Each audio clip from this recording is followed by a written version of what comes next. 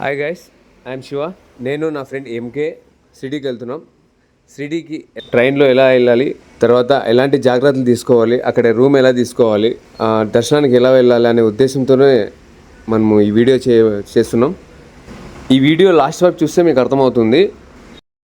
Okay guys, ఇప్పుడు మనం అనంతపూర్ నుంచి కొబ్బరిగాంలో దిగి కొబ్బరిగాం నుంచి మనము షేర్ ఆటో ఎక్కి షిరిడీకి వచ్చినాం. మనం షిరిడీకి ఎంటర్ అయినప్పుడు సాయి ఆశ్రమం అని అంటే టెంపుల్ దగ్గర నుంచి ఇక్కడికి 1 కిలోమీటర్ ఉంటుంది. సాయి ఆశ్రమం అంటే ఆటోలో ఇడుస్తారు. ఫ్రీ బస్సెస్ ఉంటాయి, ఏమంటే కొంచెం లేట్ అవుతుంది. అక్కడ వచ్చిన వెంటనే మనకి రూమ్స్ బుకింగ్ కౌంటర్ ఉంటుంది. ఈ కౌంటర్లోకి వెళ్ళి మనం ఒక ఆధార్ కార్డు తీసుకోవాలా. సింగిల్ పర్సన్స్కి ఇవ్వరు, డబ్బులు ఉండాలి. వాళ్ళు ఆధార్ కార్డులు ఇద్దరివి ఉండాలి, ఐడి ప్రూఫ్ ఇద్దరివి. లోపలికి వెళ్దాం రండి గైస్, మీకు చెప్తాను. అక్కడ మనకి టెంపుల్ దగ్గరే రూమ్స్ దొరుకుతాయి, కానీ అక్కడ మనకు అంత కన్వీనియంట్ ఉండదు గాయస్. అక్కడ మనకి రూమ్స్ చిన్నగా ఉంటాయి, గలీజ్ ఉంటాయి, స్మెల్ ఉంటాయి. ఇక్కడ సాయి ఆశ్రమంలో వచ్చేసి మనకి ఎక్సలెంట్ ఉంటుంది వాతావరణం అంతా మొత్తము. ఓకే, లోపలికి వచ్చిన తర్వాత ఈ కౌంటర్లో మనం అప్లికేషన్ తీసుకోవాలి. ఆపోజిట్లో మనం రూమ్ బుక్ చేసుకోవాలి. రూమ్ బుక్ చేసిన తర్వాత మనకి ఇలాంటి కీస్ ఇస్తారు. అక్కడ 1వ నంబర్ కౌంటర్ ఉంటుంది. మనకి ABCDEFGH అనే బ్లాక్స్ వస్తాయన్నమాట. మాకు వచ్చేసి B91 అనే బ్లాక్లో ఇచ్చినారు. అలాగే అక్కడ చూడండి ABCDEFGH అనే బ్లాక్స్ ఉంటాయి. ఆ బ్లాక్స్ అన్నిటికీ రూమ్స్ అవే. ఇక్కడ ఉన్నాయి, అక్కడ ఉన్నాయి, మొత్తం ఎన్ని రూమ్స్ ఉంటాయి. మనం ఆ రూమ్స్లోకి వెళ్ళేసి అక్కడ ఒక వాచ్మ్యాన్ ఉంటాడు. ఆ వాచ్మ్యాన్తో ఒక అప్లికేషన్ ఉంటుంది. ఆ అప్లికేషన్ సైన్ చేసి మనం రూమ్లోకి వెళ్ళిపోవచ్చు అనమాట. ఓకే గైస్, రూమ్కి వెళ్తున్నాం. మా రూమ్ నెంబర్ వచ్చేసి B బ్లాక్ అనమాట. 91 వచ్చింది రూమ్ నెంబరు. నేను ఫస్ట్ టైం వచ్చినప్పుడు ఇక్కడ టిఫిన్ చేయాలంటే ఎక్కడ నాకు సరిపోయేది కాదు. తర్వాత నాకు వేరే వాళ్ళు చెప్పిందే, ఇక్కడ మన సాయాశ్రమంలోనే మార్నింగ్ 5 రూపీస్ ఇస్తే 5 రోటీలు, గుగ్గుళ్ళు, అవి పెసలు గుగ్గుళ్ళు అంటారు దాన్ని, ఆ గుగ్గులు తాలింపిస్తారు. అవి తింటే చాలు, 5 రూపీస్కి మనకి కడుపు నిండిపోతుంది. ఎక్సలెంట్ ఉంటుంది. అది ప్రోటీన్ ఫుడ్ ఇస్తారు మనకి, చాలా బాగుంటుంది.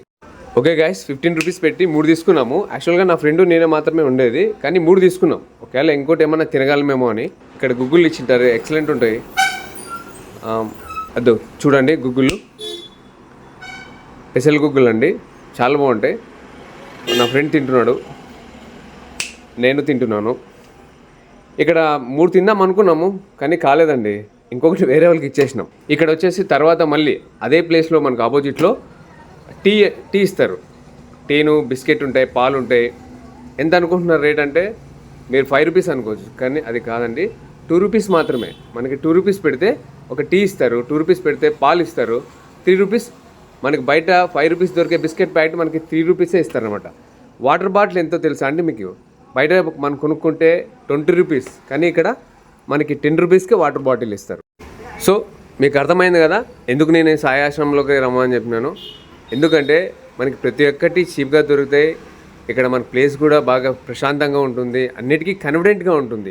ఒకే రూమ్ నుంచి బయటకు వచ్చేసినామండి సాయి దర్శనానికి. ఓకే, ఆడ విగ్రహం చూడండి, చాలా బాగుంది విగ్రహము. దాంట్లో నుంచి వాటర్ పడుతుంటాయి, చాలా చూడడానికి సూపర్గా ఉంది.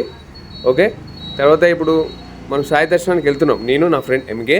ఇక్కడ మనకి మొబైల్స్ తీసుకొస్తారు, మీరు అన్ని ఫోటోలు తీసుకోవాలి. అక్కడికి మన సాయాశ్రమం నుంచి టెంపుల్ కాడికి 1 కిలోమీటర్ ఉంటుంది. కానీ మన ఫోటోలు తీసుకోవాలంటే దర్శనానికి పోయేటప్పుడు మన సెల్ అలో లేదనమాట.